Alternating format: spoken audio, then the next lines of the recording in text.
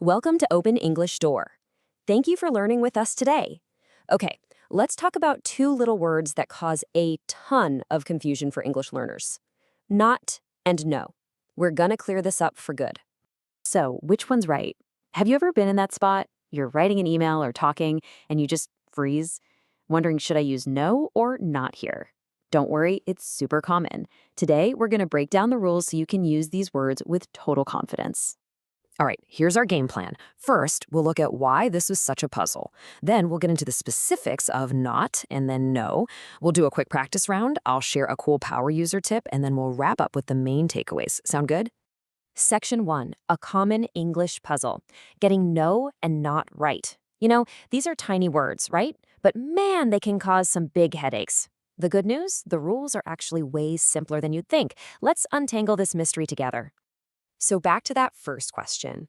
I have no idea versus I do not have an idea. Here's the kicker.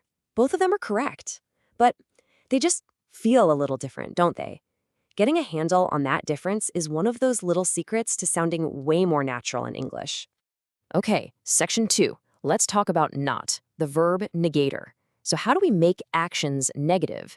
First up is our friend not. We're going to look at its main job in a sentence, and it's all about actions and, well, states of being.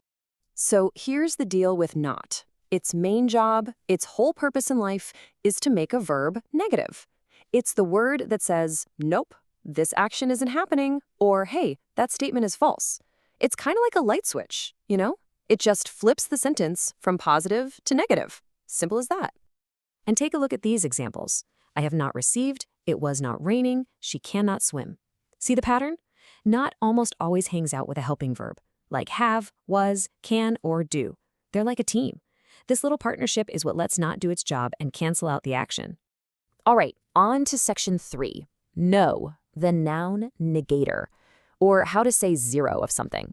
So we've got not figured out with verbs. Let's switch gears and look at no. And you're about to see its job is totally different. Okay, so what does no do? It's all about nouns. You can basically think of no as the word for the number 0. It's what you use when you want to say there's a complete lack of something.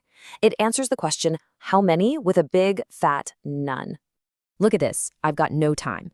There were no letters for you. He's got no children. And even on a sign, no smoking. In every single one of these, what comes right after no? A noun. Time, letters, children, smoking. See? No just comes in and says, there are 0 of these here. It just completely removes the noun from the picture. So let's put it all together. Here's the basic rule, side by side. It really boils down to this. Not messes with the verb. No messes with the noun. So in I do not have time, not is making the verb have negative. But in I have no time, no is telling you the amount of the noun time is 0. If you remember just one thing from this explainer, this is it. Section 4. Time for a little practice. You're doing awesome, so let's test what you've learned. I'm going to show you a sentence with a blank. You just have to decide, does it need not or does it need no? You ready? Let's do it.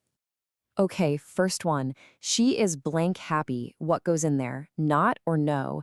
Think about it. What are we trying to make negative here? Is it a thing or is it a state of being? You got it. It's she is not happy. We use not here because we're making the verb is negative, and that, in turn, makes the adjective happy negative. You'd never say she is no happy, right? It just sounds wrong.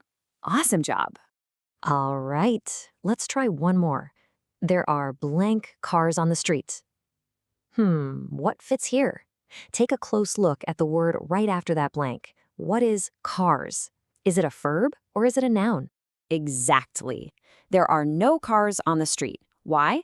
Because cars is a noun. We're saying the number of cars is 0, and that is the perfect job for the word no. See how easy that is? Okay, section 5. Let's talk about the power of no. This is a bit of an advanced tip for adding emphasis. Now that you've got the basic rule down, let's dig into something a little more subtle.